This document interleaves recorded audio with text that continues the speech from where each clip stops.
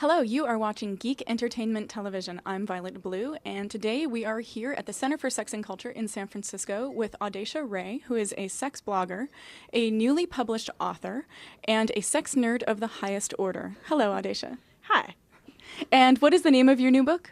It's called Naked on the Internet, Hookups, Downloads, and Cashing In on Internet Sexploration. Excellent. And what's the book about? The book is about female sexuality and how women use the internet for good and evil and the fun sex stuff all over the place. What is in the book exactly? It's basically kind of a survey of what women are up to online. So there's a chapter on sex blogging, there's a chapter on internet porn, there's a chapter on sexual health, there's one on cyberdildonics. So there's a whole broad range of different things, and I interviewed 80 women to make up all the research for it. Cool. How did you get to be such a sex nerd?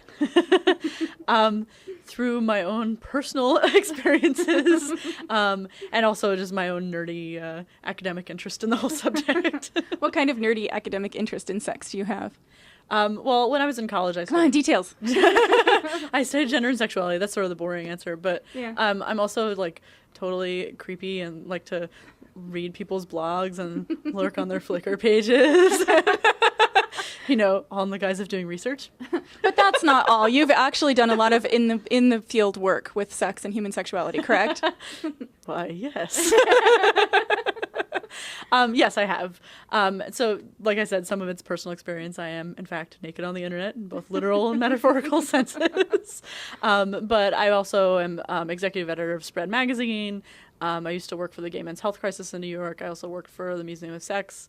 And these days I write for Fleshbot and work on Spread and have written the book. And also I'm a director and producer of my first porno, which is called The Bi Apple. So I'm kind of all over the place. Awesome. And you have a sex blog that is wakingvixen.com, right? Yes, indeed. Wonderful. And what drew you to write the book, Naked on the Internet, about women getting naked on the internet? Well, I felt like there are a lot of women who are doing all this interesting stuff on the internet and no one's writing about it offline.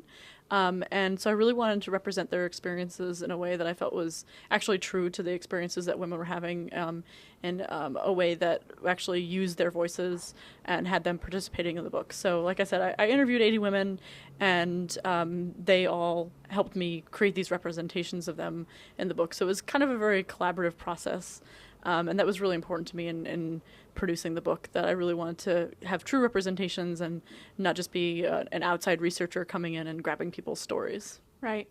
And what surprised you, if anything, in your research for the book? The big thing that surprised me was the degree to which women don't realize how public their experiences online are. So if they're posting naked photos, even if they don't have their face, or writing anonymous sex blogs, that the likelihood that they'll be discovered is actually pretty high. And a lot of people don't seem to understand that. Anything else interesting that you discovered? No. All right, then.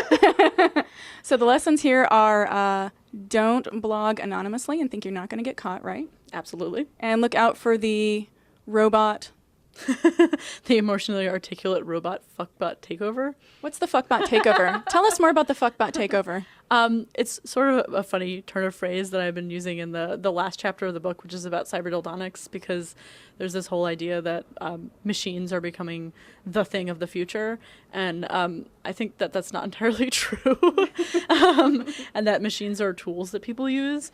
But why do you think that? Have you had a bad experience with cyberdildonics? I actually have not. I think they're kind of cool, and I haven't been molested by cyberdildonics or anything. I just think that they're not the solo direction that sex on the internet is going in.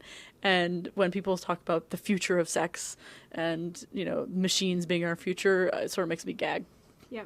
What do you think is the future of sex, if any? I really don't know the answer to that question, but I'm waiting in front of my computer to find out. Excellent. Well, thank you very much. Thanks for having me.